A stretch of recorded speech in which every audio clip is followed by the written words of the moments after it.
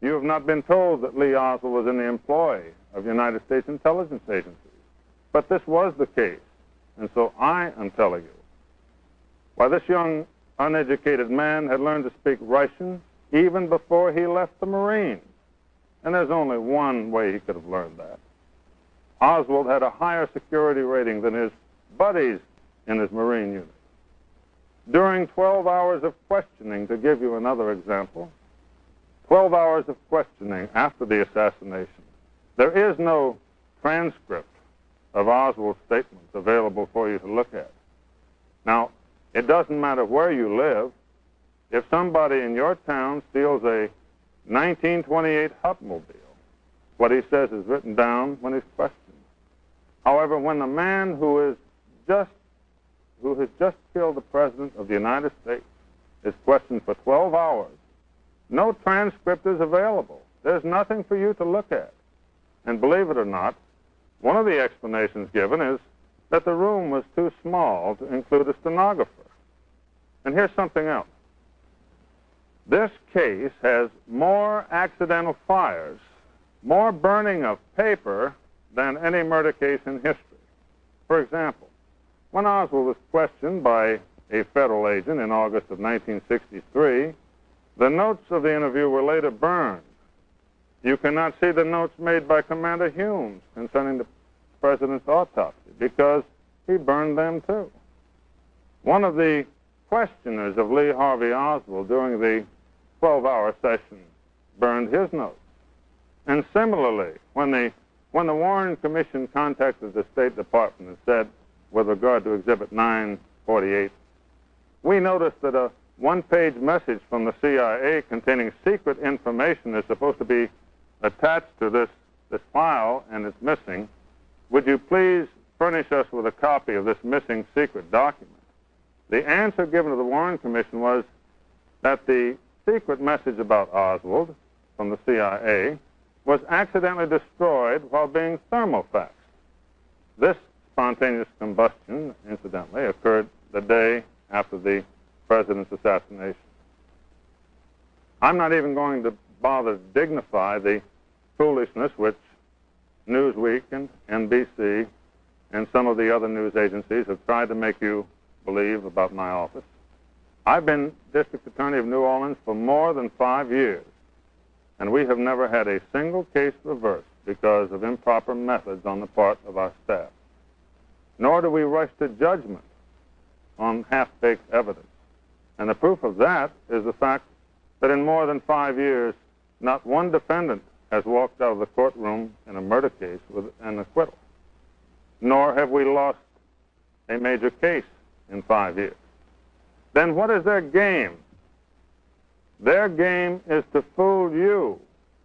These people want the investigation stopped. They don't want a trial at all. Please believe me, they don't think we're wrong in our investigation.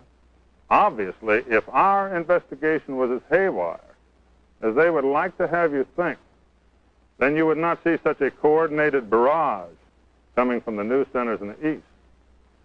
Why are they so concerned? Why is it that they cannot wait until the trial comes in order to learn what the facts are?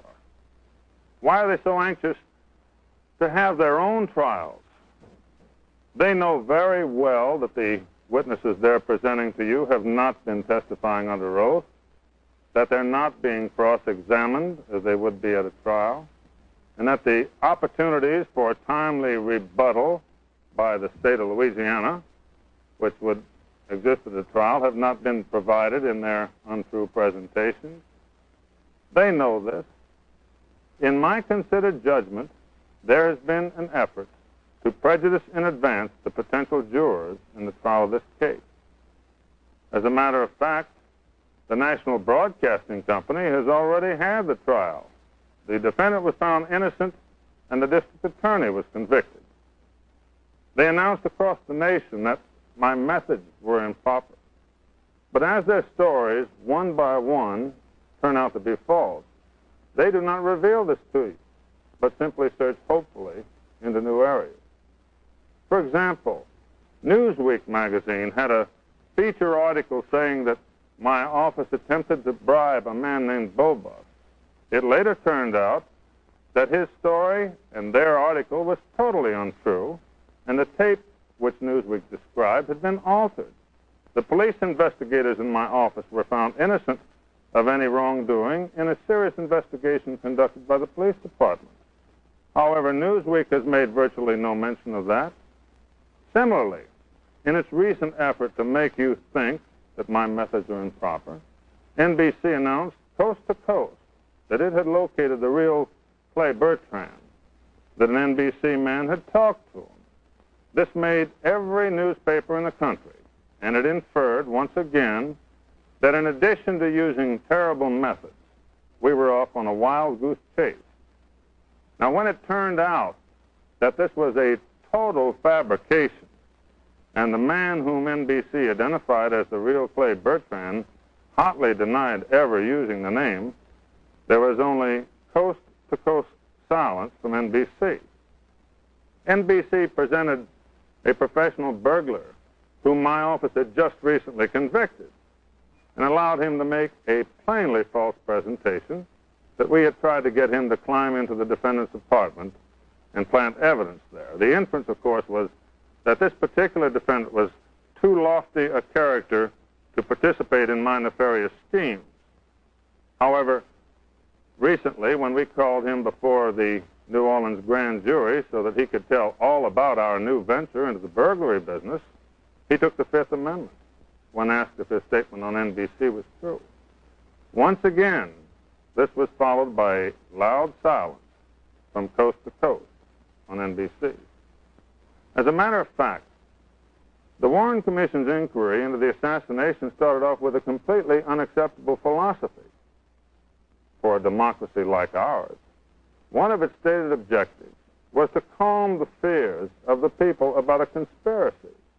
But in our country, the government has no right to calm our fears any more than it has, for example, the right to excite our fears about Red China or about fluoridation or about birth control or about anything. There's no room in America for thought control of any kind, no matter how benevolent the objective. Personally, I don't want to be calm about the assassination of John F. Kennedy. I don't want to be calm about a president of my country being shot down in the streets. And I don't want to be calm about the fact that for reasons of public policy or national security or any other phony reason, the true facts have been withheld from the people of this country. If the day has come when it is possible to shoot our president down because some men disagree with his foreign policy, and the day has come that the moment his heart stops beating, other considerations take over which conceal the total truth from the citizens of the United States, then the day has come when we have ceased to be a democracy. I cannot believe that this is so, that the time has come in America when the people no longer control their country. Yet I must confess that I'm appalled by the readiness with which some of the major press media have accepted the great fairy tale without hesitation, rousing from their stupor only when they have learned that a district attorney was violating all the rules of etiquette and digging up the truth,